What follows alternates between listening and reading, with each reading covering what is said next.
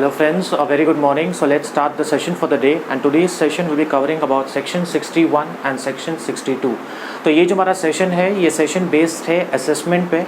तो मैंने उसके प्रीवियस सेक्शंस को कवर अप किया था जहाँ पे मैंने बात किया था about self assessment and provisional assessment, but today's session will be all about scrutiny, that is scrutiny of returns, and the next one that will be all about assessment of non filers of return. So this two sections will be the target for this session. इस session में हम ये दो sections को समझेंगे और इसी के साथ में हम ये दो सेक्शंस के बाद बाकी के दो सेक्शंस हैं जहाँ पे अगर आपने समरी रिटर्न्स के बारे में हम समझेंगे कि what is exactly what summary returns procedure, और यहाँ पे अगर आपका रजिस्ट्रेशन कैंसिल कर दिया गया है तो उस केस में आपको कैसे डील करना है. तो let's go ahead, let's make this session interesting. तो स्टार्ट करते हैं आज का session. Let's go with the first one and that is all about section 61 and that is scrutiny of returns. Scrutiny मतलब एग्जामिनेशन ऑफ रिटर्न्स. सो ये section में मैं आपको बताऊंगा कि what is the scrutiny of return all about and how the scrutiny of return takes place. और अगर scrutiny of returns के अंदर कुछ गड़बड़ पाई जाती है तो what we do next. So all this questions will be sorted, will be answered in this respective session. इसके बाद मेरे और दो सेक्शंस बाकी है, that is I told you 61 यहाँ पे कवर है, 62 कवर है, 63 and 64, and with that I will be completing this topic and after that I will be starting with GST audit, और ऑडिट के बाद में अकाउंट्स एंड रिकॉर्ड्स, फिर आगे search, seizures and offences and penalties. So let's start this session and let's make it interesting. So section 61 है scrutiny of returns. Now what do you mean by scrutiny of returns? Scrutiny of returns का मतलब ये होता है कि यहाँ पे आप returns को examination करना, ये कौन करता है? ये proper officer करता है. तो रिटर्न आप जो फाइल करते हो, आपने जो रिटर्न फाइल किया है उसका यहाँ पे एग्जामिनेशन होगा. मैं सिंपल वर्ड्स में अगर आपको बताना चाहूँगा तो words appropriate word your will be checking of returns, and this is the first stage. तो what is this section all about? एक बहुत ही इंटरेस्टिंग स्टोरी की तरह. Now this is section 61 provides, it states that it is the discretionary power. एक discretionary power दिया गया है प्रॉपर ऑफिसर को to scrutinize the return, to check the return, to examine the return. जो return file किए गए हैं registered person है. तो समझिए आपने रिटर्न फाइल किया, आपने अपने आप से काम किया, आपने रिटर्न फाइल कर दिया. The whatever return you have been file that will be checked, that will be scrutinized, and this is the discretionary power. If the proper officer wants to check it, he can check it. If he doesn't want to check it, he will not check it. So it is the discretionary power which is given to the proper officer. Or who is the proper officer? That proper officer will check the returns which has been filed by you. And why will he check? Why is he checking your returns? And the answer for that is very simple: to verify the correctness, to see whether properly you have filed the return, to see all the disclosures are made in the return, to see there are no errors in the return, to see whether there are any mistakes in the return, to see there is any fraud or any other manipulation, misinterpretation in the return. So basically he is scrutinizing the return, he is checking the return, and he is checking to verify the correctness. And this is the power, this is the discretionary power. Proper officer के पास power है, उसे करना है check तो करेगा, उसे नहीं करना है तो वो नहीं करेगा. It is the discretionary power, and this is the first stage friends. This section talks, it is the power, discretionary power. Proper officer पे है, चेक करना है तो करेगा, नहीं करना है तो नहीं करेगा. And why, if he is checking, then why is he checking? He is checking to verify the correctness. और अगर ये चेकिंग के टाइम, स्क्रूटिनी के टाइम अगर कुछ डिस्क्रिपेंसीज मालूम पड़ती है, सम mistakes, some corrections are required to be done, तो नोटिस दिया जाएगा रजिस्टर्ड पर्सन, यानी आपको. समझिए आपने रिटर्न फाइल किया है, सीकिंग एक्सप्लेनेशन, आपको एक्सप्लेनेशन दे रहा है. तो ये जो हमारा प्रॉपर ऑफिसर है, समझिए चेकिंग कर रहा है, स्क्रूटिनाइजेशन कर रहा है, और चेक करने के टाइम पे इसे लगता है there are some errors, there are some mistakes, there are some discrepancies, he will issue a notice right away और आपसे मांगेंगे एक्सप्लेनेशन. गिव इन एक्सप्लेनेशन, मेरे को ये लग रहा है गलत है, मुझे लग रहा है ये मिस्टेक है, मुझे लगता है ये करेक्शन होना चाहिए यहाँ पे, and he will ask for explanation from you. अभी आप देखिए, अगर आप ये डिस्क्रिपेंसीज को एक्सेप्ट कर देते हो, फाइन मेरी मिस्टेक है, करेक्शंस करना है, और अगर आप यहाँ पे टैक्स वैक्स जो भी है, इंटरेस्ट पे कर देते हो, absolutely fine, it's up to you. Discrepancies थी, रॉन्ग चीज़ें थी, कुछ करेक्टनेस करना था, आपको नोटिस आई, आपने बोला हाँ भाई मेरी गलती हुई है, मैं एक्सेप्ट करता हूँ, और जो भी टैक्स है, फाइन है, पेनल्टी है, इंटरेस्ट है, आप पे कर देते हो. या तो आप वो डिस्क्रिपेंसीज का एक एक्सप्लेनेशन देते हो, और अगर वो एक्सप्लेनेशन जो सेटिस्फैक्ट्री है, हाँ भाई ऑफिसर को लगता है नहीं भाई ये बराबर एक्सप्लेनेशन दे रहा है, तो भी आप बच गए. बट अगर आपने कोई एक्सप्लेनेशन दिया ही नहीं, आपको नोटिस आई 30 डेज के अंदर आपने कोई एक्सप्लेनेशन दिया ही नहीं, या तो आपको फर्दर टाइम मिला था, आपने मांगा था, उधर भी आपने एक्सप्लेनेशन नहीं दिया वो टाइम में भी, या तो आपने डिस्क्रिपेंसीज एक्सेप्ट की बट आपने वो लाइबिलिटी जो टैक्स वैक्स पे करना था वो सब नहीं किया, तो ऐसे केस में ये होगा आपके साथ। ऑडिट होगा सेक्शन 65 के हिसाब से, जो टैक्स अथॉरिटीज के हिसाब से होता है। कमिश्नर यहाँ पे ऑर्डर देता है और वो ऑडिट किया जाता है, 15 डेज का एडवांस दिया जाता है, ऑडिट कंप्लीट करना पड़ता है। I will be talking in the next session. Audit होगा as per section 65, that is audit by tax authorities, या स्पेशल ऑडिट होगा आपका, जो ऑडिट चार्टर्ड अकाउंटेंट या कॉस्ट अकाउंटेंट करेंगे, और जिसके लिए आपको कमिश्नर से इंटीमेशन लेना पड़ेगा, कमिश्नर इनको नॉमिनेट करेगा। This is all about special audit. मतलब समझिए, टैक्स अथॉरिटीज के हिसाब से आपका ऑडिट होगा, या स्पेशल ऑडिट होगा, या तो सर्च एंड सीजर होगा, इंस्पेक्शन होगा, और फिर जो भी है आपको जो भी ड्यूज व्यूज आते हैं we have to pay as per the provision of section 73 and 74, जो मैं आगे बात करूंगा जब वो शॉर्टफॉल या मिसकंसेप्शन आता है तो। So that's all about section and that section 61। अब देखिए फ्रेंड्स, पेपर में क्वेश्चन अगर आता है and they have asked this question, अगर आप देखोगे प्रीवियस पेपर्स, अगर आप देखोगे खास करके चार्टर्ड अकाउंटेंट कोर्स जो कर रहे हैं स्टूडेंट्स, अगर आप देखोगे, अगर आपके पास प्रैक्टिस मैनुअल है या अगर आपके पास पास्ट पेपर्स है, आप अगर देखोगे ये क्वेश्चंस पूछे गए हैं।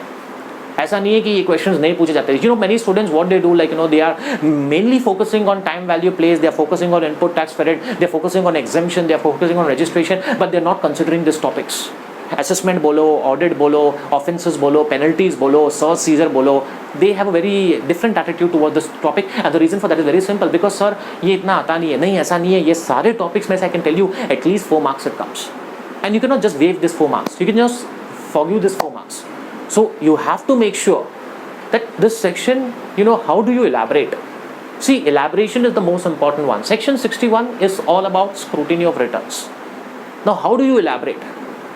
ये एक discretionary power है ऑफिसर के हाथ में, to scrutinize, to correct the returns, to verify to check the returns, to inspect the returns, to examine the returns. और ये scrutinization क्यों कर रहा है? ये इसीलिए कर रहा है to see whether the return being filed is properly filed or not. और अगर scrutinization के टाइम पे मालूम पड़ता है कि आपने कुछ गलत किया, there are some discrepancies, mistakes, corrections are required, तो फिर ऐसे केस में आपको नोटिस दी जाएंगी डिस्क्रिपेंसीज के बारे में और आपसे एक्सप्लेनेशन मांगा जाएगा। अगर आप डिस्क्रिपेंसीज एक्सेप्ट कर देते हो, very good, you accept your mistake, तो जो भी टैक्स है, लायबिलिटी है, पेनल्टी है, फाइल इट, पे दैट। और अगर आप एक्सप्लेनेशन देते हो वो डिस्क्रिपेंसीज का, what ever, and it is a satisfactory explanation, अगर आपने जो एक्सप्लेनेशन दिया है कि भाई ये डिस्क्रिपेंसी है, इसका ये एक्सप्लेनेशन है, और अगर वो सेटिस्फैक्टरी है तो भी बच जाओगे। बट अगर आपका ऐसा एटीट्यूड है कि आप एक्सप्लेनेशन 30 डेज में, आपको नोटिस आई एक्सप्लेनेशन मांगने के लिए, आपसे एक्सप्लेनेशन मांगा जा रहा था, आपने वो एक्सप्लेनेशन दिया भी नहीं 30 डेज में, आपको फर्दर टाइम भी दिया गया, उसमें भी आपने एक्सप्लेनेशन नहीं दिया, या तो आपने डिस्क्रिपेंसी एक्सेप्ट किया बट आपने कोई टैक्स लायबिलिटी जो भी आपकी थी, पेनल्टी, लायबिलिटी और जो भी टैक्स था, इंटरेस्ट था, वो पे नहीं किया, तो ऐसे केस में देयर विल बी एक्शन लिया जाएगा ऑफिसर की तरफ से। आपका ऑडिट होगा as per section 65, audit by tax authorities. इसको मैं डेप्थ में बताऊंगा friends. Commissioner will pass the conduct the order और any officer who is authorized, this audit will be conducted. उसके लिए 15 डेज का एडवांस नोटिस देना पड़ता है, कितने टाइम में इसको कंप्लीट करना है और वो कहाँ से उसका पीरियड स्टार्ट होता है, everything I will be discussing it. I just want to be on this session and I just want to be on this respective section, that is section 61। अगर मैं अभी यहाँ पे टैक्स अथॉरिटीज का audit start कर दूंगा तो it will take more half an hour and you will be puzzled अब कि सेक्शन 61 में इतना क्यों लिखना है। तो क्या होगा आपके साथ अगर आप एक्सप्लेनेशन देते नहीं हो, या आप डिस्क्रिपेंसी एक्सेप्ट करके टैक्स या लायबिलिटी जो फाइन जो भी है पे नहीं करते हो, सेक्शन 65 के हिसाब से ऑडिट होगा। That's audit by tax authorities, that's my next session. या स्पेशल ऑडिट होगा जहाँ पे कॉस्ट अकाउंटेंट, चार्टर्ड अकाउंटेंट को बोला जाएगा कि आपका ऑडिट किया जाए और इसको नॉमिनेट करेगा हमारा commissioner.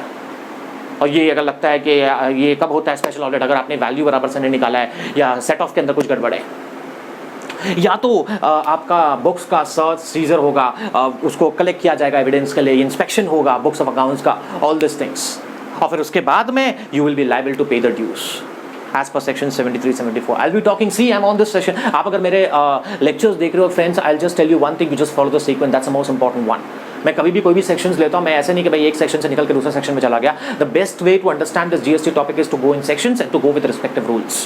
So that was all about it. तो section 73, 74 में कैसा होता है, I'll be talking about it. Let me complete this thing, let me complete audit, let me complete accounts and records, and then I'll be going to this respective section, and that is 73 and 74. And that's all about it. Section 61, yeah, you just have to elaborate in your own words. So it is a discretionary officer and you just make your point, see it will be asked for 4 marks. So even if you have 75% points from this, it's absolutely fine, you'll get a good marks for that. Okay, next one, that is section 62. Section 62 है assessment of non-filers of returns. Assessment of non-filers, तो ये उन लोगों के लिए है जो return ही file नहीं करते, मतलब जिनको रिटर्न फाइल करना है but they have failed to file the return. Assessment उनका क्या होगा? देखिए, ये था स्क्रूटिनी ऑफ रिटर्न्स, किस तरीके से चेकिंग होगी, और ये प्रॉपर ऑफिसर का डिस्क्रिशनरी पावर है. This is the first stage. ये प्रॉपर ऑफिसर पे इसको लगता है करेगा चेकिंग, नहीं लगता है नहीं करेगा, that's scrutiny. But this is all about assessment of non filers of returns.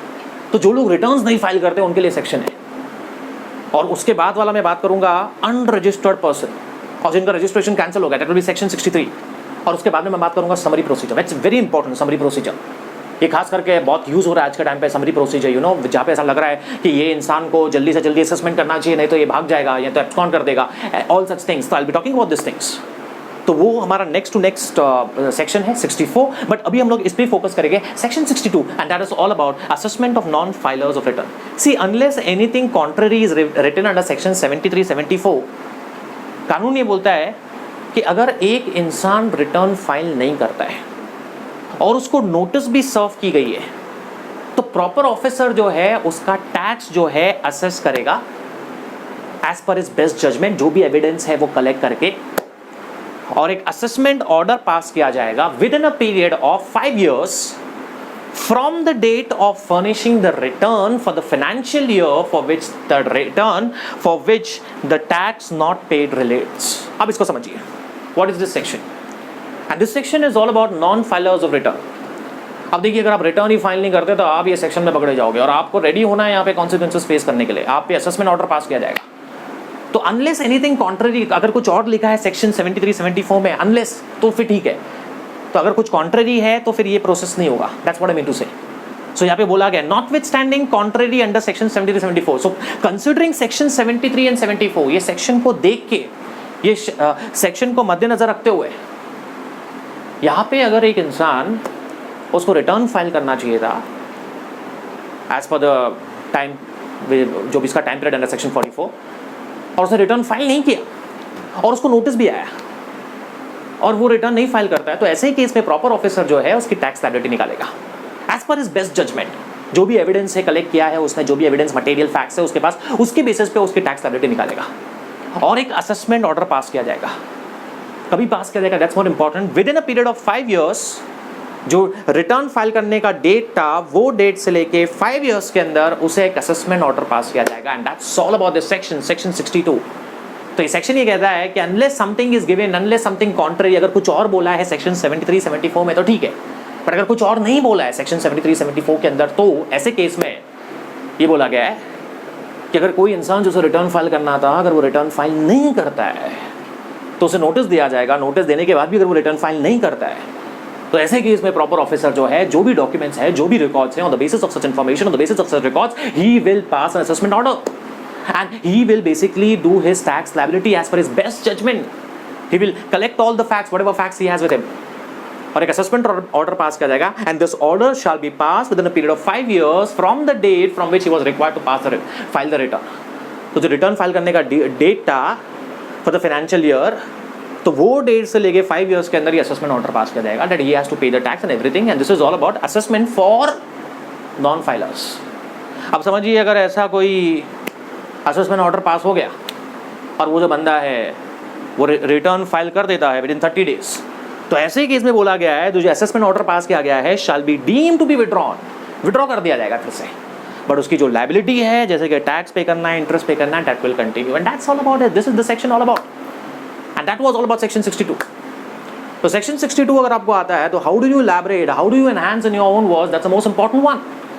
C, unless anything contrary is given, अगर कुछ और बोला है सेक्शन 73, 74 में तो ठीक है, बट अगर कुछ और नहीं बोला है, कुछ कॉन्ट्ररी नहीं है, कुछ अलग नहीं है, कुछ इसके अगेंस्ट नहीं है, तो ये प्रोसेस बोलता है कि अगर एक इंसान जिसको रिटर्न फाइल करना था और अगर उसने रिटर्न फाइल नहीं किया है, तो ऐसे केस में उसे यहाँ पे नोटिस दिया जाएगा, और नोटिस देने के बाद भी अगर वो रिटर्न फाइल नहीं करता है, तो यहाँ पे हमारा जो प्रॉपर ऑफिसर है will do his tax liability as per his best judgement after collecting all the facts, और एक असेसमेंट ऑर्डर पास किया जाएगा within a period of 5 years from the date from where he was required to file the return.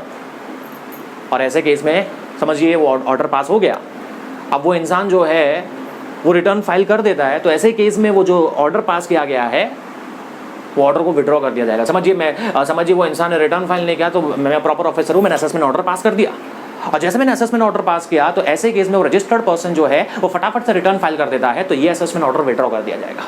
But उसकी जो liability है tax पे करने की, इंटरेस्ट पे करने की, that will still continue. So with that we cover section 61 and